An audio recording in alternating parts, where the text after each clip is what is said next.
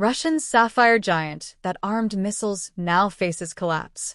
Monocrystal, once one of the world's 3 largest producers of synthetic sapphire and a supplier of optical components used in Russian missiles and drones, has notified creditors of its intention to file for bankruptcy with the arbitration court of Russia's Stavropol Krai, the Moscow Times reported. The collapse of the Stavropol-based manufacturer, a subsidiary of the Energomera industrial group, marks one of the most significant failures in Russia's defense industrial supply chain since the war in Ukraine began, and it is a failure that traces directly to the convergence of 3 simultaneous pressures: Ukrainian drone strikes on its production facilities, Western sanctions that severed its access to both raw materials and export markets, and the collapse of Asian demand that had become the company's economic fallback once Europe closed. Synthetic sapphire is not a gemstone in the jewelry sense. It is a material produced by growing aluminum oxide crystals at extremely high temperatures in industrial furnaces, a process that requires enormous precision and takes days to complete. The resulting material is among the hardest substances on Earth, transparent across a wide range of wavelengths and resistant to heat, scratching, and chemical corrosion. Those properties make it uniquely valuable in military applications. Synthetic sapphire serves as the protective window over optical seeker heads in missiles, shielding the guidance camera or infrared detector from aerodynamic heating and impact damage during flight without distorting the optical signal the seeker needs to track its target. It covers laser rangefinder windows, protects infrared sensors on drones, and serves as a substrate material for high-power LED components and semiconductor devices used in guidance electronics. A missile designer who cannot source synthetic sapphire of sufficient purity and optical quality cannot build a functional seeker head, which means the missile cannot guide itself to a target. In 2022, Monocrystal held approximately 1/3 of the global market for synthetic sapphire, a market share that reflected decades of investment in crystal growth furnaces, specialized manufacturing processes, and a trained workforce with deep institutional knowledge. The company's products went not only into Russian defense programs, but into global consumer electronics, particularly the protective glass used on smartphone lenses and smartwatch faces, a market dominated by Apple suppliers and Asian consumer electronics manufacturers. That civilian revenue stream was what made Monocrystal commercially viable at the scale it operated, because defense contracts alone could not sustain the production volume needed to keep the furnaces running efficiently.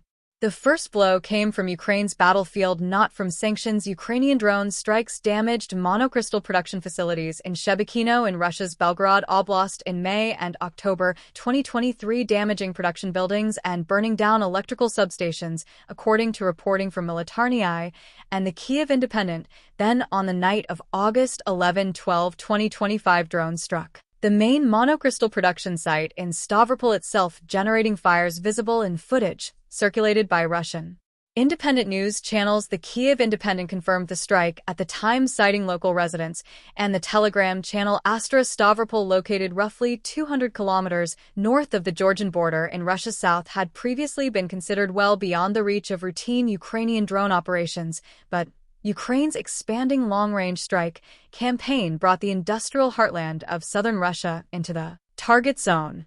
The sanctions layer compounded the physical damage in ways that proved impossible to manage. Western export restrictions imposed after Russia's full-scale invasion in February 2022 cut Monocrystal off from the imported polishing slurries and chemical precursors. That industrial-scale sapphire production requires crystal growth furnaces can be rebuilt or repaired. The specialized chemical inputs for finishing and polishing sapphire to optical-grade quality are harder to source from non-sanctioned suppliers at industrial volumes. The loss of European customers who had previously purchased Monocrystal sapphire for consumer electronics and industrial applications removed the revenue stream that had subsidized the company's defense production. Russian defense contracts, which pay in rubles at state-set prices, could not replace the hard currency earnings that European commercial sales had provided.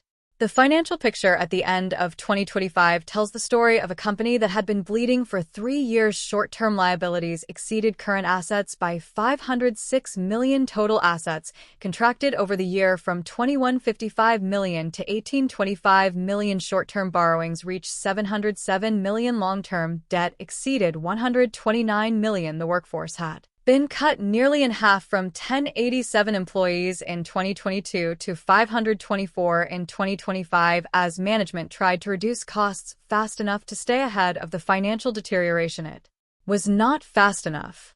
Russian analysts quoted in Russian business media have said that the most likely outcome is not outright liquidation but deep restructuring, a change of ownership, a state buyout, or the sale of the sapphire production division to a new investor willing to take on the debt.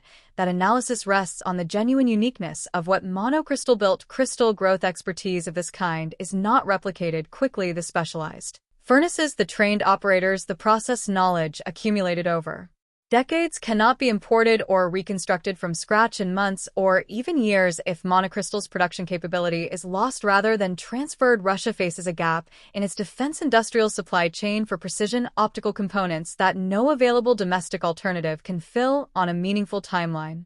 Russia's missile and drone production programs have been running at high tempo since 2022, consuming optical components at a rate that requires sustained industrial output. Monocrystal's collapse does not immediately halt Russian weapons production because some inventory will remain in the supply chain, but it adds pressure to a system already straining under sanctions and attrition. A drone factory can be rebuilt in months. A world-class synthetic sapphire production line cannot. That asymmetry is exactly what Ukraine's long-range strike campaign has been designed to exploit, and in Monocrystal's bankruptcy filing it has produced a documented result.